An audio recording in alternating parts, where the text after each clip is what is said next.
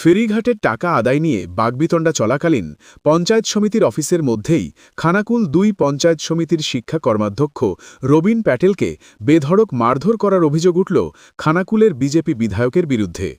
খানাকুল ২ পঞ্চায়েত সমিতি বিজেপি পরিচালিত। অভিযোগ, খানাকুল ২ ব্লকে ৩টি ফেরিঘাটের টেন্ডার হলেও পঞ্চায়েত সমিতিতে টাকা জমা পড়েনি।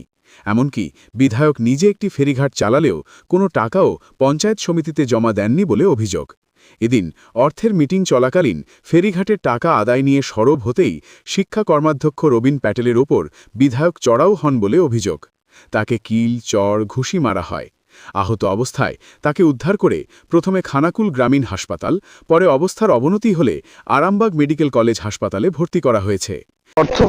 অর্থ মিটিং ছিল পঞ্চায়েত সমিতির কক্ষে, সভাপতির কক্ষে। মিটিং চলাকালীন বাগবিতণ্ডা শুরু হয় এবং দীর্ঘদিন থেকেই উনি নিজে একটা ফেরিঘাট নিয়েছেন, যে ফেরিঘাটটা প্রায় ৬ মাস হয়ে গেছে, কোনো রকম টাকা পয়সা দেননি। মাত্র ১ লক্ষ টাকা দিয়েছেন, দিয়ে বাকি যে ২.৫ লক্ষ টাকা সেটা উনি জমা দেননি। উনি ওনার একটা মণ্ডল সভাপতিকে বসিয়ে উনি ওনার চালাচ্ছেন। এবার নেক্সট আবার সেটা নিয়ে যখন বাগবিতণ্ডা শুরু হয়, আমি যে বলে ফেলেছিলাম যে না দাদা, ওইটার আগে একটা ফয়সলা করুন।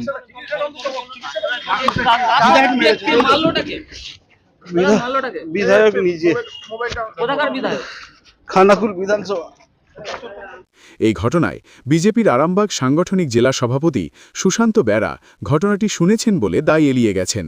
আমি ঘটনাটা শুনেছি, আমাদের একটি মিটিং ছিল, মিটিং থেকেই শোনার পর আমি জিজ্ঞেস করলাম কোথায় কি আছে, বললো আমরা হসপিটালে ভর্তি করতে নিয়ে আসছি, নিয়ে এসে হসপিটালে কোথায় ভর্তি করেছে সেই জন্য খবরটা পেয়ে আমি আসছি। ওখানে কি বিষয় ঘটেছে, কোন বিষয়ে আর এসব হয়েছে বিন্দুমাত্র আমার জানা নেই। আমি চাইছি যে সঠিকভাবে খোঁজটা নেওয়ার পর আমি আপনাদেরকে জানাতে পারবো, কিন্তু এখন আমি খোঁজ না নেওয়া পর্যন্ত কিছু বলতে পারবো না। বিধায়কের পাশে দাঁড়িয়েছেন তার দিদি তথা খানাকুল ২ পঞ্চায়েত সমিতির কর্মাধ্যক্ষ উমা ঘোষ। তার দাবি, জলে পা পিছলে পড়ে দুর্ঘটনায় আহত হয়েছেন শিক্ষা কর্মাধ্যক্ষ। আমাদের পঞ্চায়েত সমিতির অর্থের মিটিং ছিল, সেই মিটিংটা প্রথম থেকে খুব ভালোভাবেই চলছিল, কিন্তু হঠাৎই শিক্ষা কর্মাধ্যক্ষ রবিন প্যাটেল মহাশয় উত্তেজিত হয়ে পড়ে। তো আমরা মহিলারা থামানোর চেষ্টা করছিলাম, কিন্তু উনি থামেননি। হঠাৎই নিচে জল ছিল, পা পিছলে পড়ে গেছেন। দেখুন না, এইসব ফলস কথা, উনি হয়তো উল্টোপাল্টা কিছু বলছেন। বিষয়টা হচ্ছে আজকে অর্থ কমিটির মিটিং ছিল, তো অর্থ কমিটির মিটিংয়ে কীভাবে কি আলোচনা হবে, রূপরেখা কী হবে না এরকম একটা ছিল। তো উনি পূর্ত কর্মাধ্যক্ষ আর আরও আমাদের মহিলা যারা মেম্বার আছে তাদের সাথে উত্তেজনাপূর্ণ কথাবার্তা বলছিলেন। মহিলারা ওনাকে থামানোর চেষ্টা করছিলেন, তারপরে উনি দাঁড়িয়ে করছিলেন, স্লিপ খেয়ে পড়ে গেছেন এবং একটা ঘটনা ঘটেছে। তো যাই হোক, ওনার সুস্থতা কামনা করি। যদিও তৃণমূল এ নিয়ে বিজেপিকে তীব্র আক্রমণ শানিয়েছে। তৃণমূলের রাজ্য সম্পাদক স্বপন নন্দী বলেন, টাকার ভাগ বাটোয়ারা নিয়ে বিজেপি নিজেরাই মারপিট করছে, এদের চরিত্র মানুষ বুঝে গেছে।